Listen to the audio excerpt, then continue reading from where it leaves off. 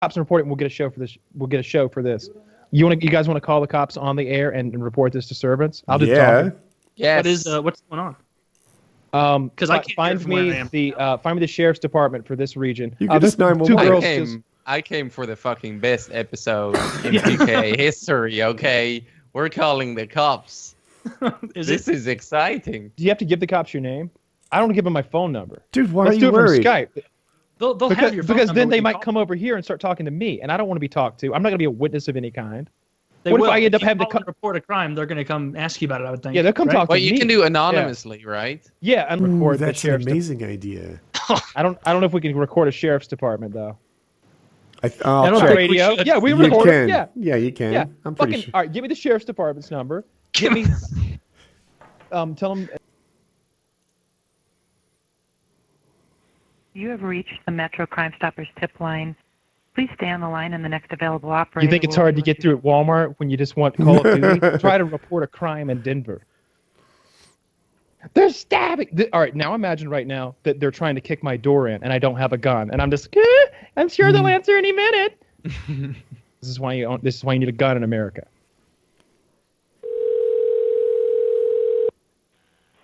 Crime Stoppers. Hi, I wanted to report a disturbance. I'm on Grape Street here in Denver between 29th Avenue and Glencoe. And there are people in the... cross streets to make sure I have them correct? Yeah, I'm on Grape Street, and between the intersections of Glencoe and 29th Avenue, there are people in the street 3 to 4, and they're really screaming and creating a big disturbance. And it's been going on for maybe an hour. They're fighting, they're threatening each other. Okay, sir. Look, I'll go ahead and take the information from you, and we'll forward it to the Denver Police Department, but this is not the phone number you call for incidents that are ongoing at the moment. This is primarily used for incidents that have happened and that are under investigation. So you just have to call either 911 for emergencies or the non-emergency phone number for the Denver. Okay, but you'll forward it for me? I'm new here. I'm not from Denver. I didn't know what to do. Yeah, that's okay. Yeah, we can forward the information over to them. I'll call them afterwards. And people in each other's faces, and it's mostly just they're being very, very loud. All right. Any mention of drugs or alcohol? Any mention of drugs or alcohol that you heard? No. Okay. What color car are they next to? What color car is that? It's like an Audi. It's like a dark-colored Audi, like a mid-sized Audi that's in the street. They're right there by it. No, sir, I can't. I've honestly, I'm trying to get back to bed. I should let you go. I just really wanted to get to sleep. Okay. And do you want my flight? Sure. And your name? Jim. What's your last name, Jim? Do I have to give you a real name? I really just want to do this anonymously, to be honest. Like, I just wanted to get some sleep. I don't want to be a party to anything. That's okay. Okay. We've got the information, and we'll... Okie dokie. Well, that's done. They're on the way. Anyway, I got a letter from a hater. Huge fan! Exclamation point. At least I was until the most recent PKA when you made light of the chimpanzee being abused. What goes through your mind when you think that's something to joke or make fun about? It was really a glimpse into how horrible a human being you are. That's all. I'm just really disappointed in you. You can go back to shoveling Wendy's down your fat gullet. So, I actually replied to him. I said, that was an orangutan, not a chimp. It takes a special kind of monkey racist not to recognize the difference.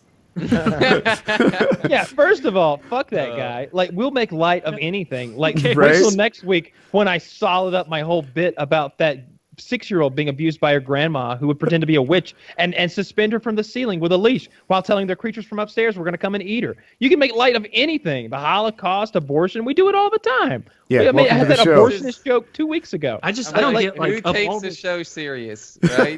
Yeah. Of all the shit to get upset about. Fuck the 1,400 ounces in a gram, right? I'm writing this down. 95% crime rate, right? Like, Quibblecum took the biggest shit in the world. Oh, this must be true. It's possible to attack sharks from above successfully. Yeah. That's true. News. So, unfortunately, 3 days ago, my dad passed away. Oh, I'm so sorry. That's terrible. Oh my god, I thought the bad news would be way funnier. Oh, I thought it was No, funny. it is really bad news.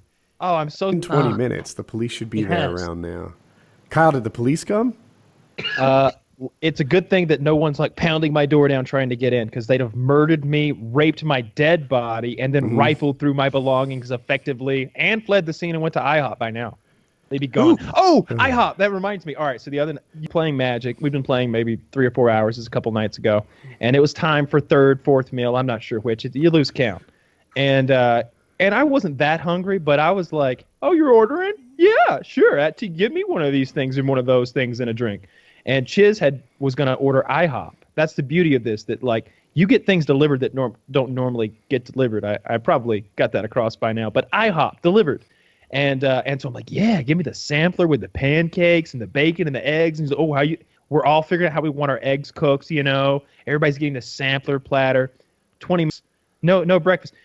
It was like Chiz's dog died. It was like something came over him. He was so drained and dejected when IHOP was removed from his future. He had it all planned. He was like, got this, I got that, the Belgian waffle, the cream, the stuffed French toast, whatever he ordered.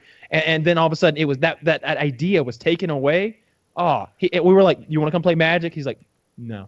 And like didn't even turn his head like back to us. No, I don't want to play. I don't think I want to do anything anymore. I don't know that IHOP's not an option. Cribble Cop, you thought you had bad news. Imagine what Chiz is going through. I feel bad for him now. Tell it now, then. I still want the Bible tale. We talked about Elisha some last week. You guys remember? He's one of the Jew wizards known as prophets from the Old Testament who magic things. He's the guy who they called him bald head, all the children, in the town. And then he summoned the 2 bears to slaughter the children and told them, that'll show you to be a little snarky from now on. And so that seemed like an Am I the Asshole story where he was totally an asshole. And so I wanted to even it out a little bit. Like Elisha couldn't have been that bad. God gave him superpowers. And so here's a better side of Elisha. Mm-hmm. So and it's a more obscure Bible tale. So a lot of people won't know this one. So there's a guy named Naaman. And Naaman was a general for Syria or Assyria, whatever the fuck it was back then. And they didn't get along great with Israel. If you read the Old Testament, it's pretty much just over and over Israel being like, and then we ran into the Moabites, and they were total assholes until we conquered them. And then we ran into the Ammonites, and even bigger assholes till we conquered them. And just kind of that story. But they weren't getting along at the time, and Israel had the lower hand. He was more powerful. And this guy, Naaman, had leprosy. And leprosy, obviously, very bad. I don't fully understand how you can be like a general and have leprosy because I feel like it's super, super contagious and anybody would get it. But he did. He had leprosy. And he wanted to try and get it cured. They tried everything, honey rubs, goat milk, all the things, all the classics, and nothing worked. And so he goes to his king, I'm going to go seek out the king of Israel because that dude has this guy Elisha in his bench, and he's magic. He's an actual magic man who might be able to save me from leprosy. So I'm going to go give it a go. And so this guy reaches out to the king of Israel and goes, hey, I'm coming over. Don't panic. Just coming over for a bit. If you could hook me up with Elisha and try and heal me, that would be awesome. And the king of Israel is like, this is such shady bullshit. Like, there's no way he's coming over. He's going to come try and conquer us. And Elisha overhears the message that was sent to the king of Israel and goes, hey, just send him straight to me. Just send him straight to me. It's going to be fine. Send him to my little hovel, my hobbit home, wherever I live. And so this guy, Naaman, brings gifts, chariots, gold, spices, all the stuff that you want back in the day. And he shows up at Elisha's house, waiting there. He's got leprosy. The boils are so sore. He's been walking over the desert all day. Imagine doing that in bullshit sandals and covered in pustules and boils with necrosis occurring on your little appendages. And he's waiting out there, waiting, Elisha, you coming out? Elisha, sitting in there, tells his servant to go out and tell him to be like, he told him, like, I expected you to come out and wave your hands and place hands on me and get rid of this leprosy. And instead you tell me to go take a dunk 7 times in a dirty river miles from here. This is ridiculous. I'm going home. And so Naaman's about to head back. And of course, apparently one of his servants had seen a Netflix series at one point because he's like, no, dude, this is obviously like a woo gotcha kind of thing that he's doing. So let's give it a go. We're going to stop at the Jordan River on the way back. Either way, we have to cross it. Just dunk yourself. Fuck. And so they get to the river. He dunks himself 7 times and he comes out pristine, clean as ever, completely cured. And he is like, so he's elated. He tries to send all the gifts to Elijah, says, just give it to him. I don't care what he says. Just make sure that guy gets it. This is the best. Like, I'm not going to die. I'm great. Like, praise to the Israel God. Sends him all the gifts. And Elisha again says, no, I'm not taking any gifts. Take him back. And so Naaman's like, whatever, dude. Fine. And so he takes all the gifts back, brings him home. The guy doesn't have leprosy. What Elisha's servant then does is some really sketchy bullshit. He goes to Naaman and says, that whole gift thing, hilarious story.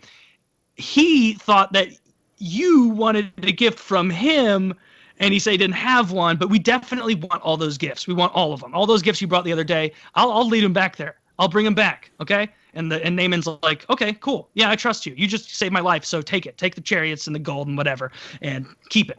And this guy, Elisha's servant, ends up keeping all of it from Elisha and doesn't tell him that he took that gift. And so this guy's now loaded off of his ass, off of a bunch of stuff that he didn't do for Elisha. Elisha, of course, is a wizard of sorts, a prophet. And so he figures this out. I don't know what the servant thought he was going to do by pulling the wool over this guy's eyes who just cured leprosy. He just cured somebody's leprosy, and he's like, this is the guy to screw. Like, fuck this guy. And so he gets it. Elisha finds out, brings him in. It's almost like he's getting fired, where you get called into the office and it's quiet and it's, we've had a lot of discussions in the past about issues of behavior. You've read our code of conduct and our ethics policy. You know how we do things here at Jews Incorporated, and this is not how we do it. And the servant, expecting just to get fired or let go, like, oh, I can't help this old wizard man anymore with his daily duties in between curing people. And Elisha flips the script and goes, actually, you're going to get leprosy. And he goes, actually, no, that's not it. All of your descendants will have leprosy. Now get out of my house. And so this servant, for stealing stuff, gets venge leprosy from a prophet, and that's not even enough. It's, if you do manage to get laid with your necrotic leprosy cock, that kid's popping out like, covered in welts and boils and whatnot. Like, your whole livelihood is ruined. It's all for nothing. And there's no chapter in later books where they revisit it and they say, you know what, it's been years. You've learned your lesson, haven't you? And he goes, my tongue fell out, but I that's it. And then he goes, okay, fine. They cure him. Like, no, it doesn't happen. They just let him die of leprosy. So really, he didn't even cure leprosy. He just transferred it to another soul. That's what now, happened. at the start of it, you said, hey, I'm going to paint Elisha in a kinder light. I'm not sure if you did cut out that. the last few lines, it's as positive as Elisha gets.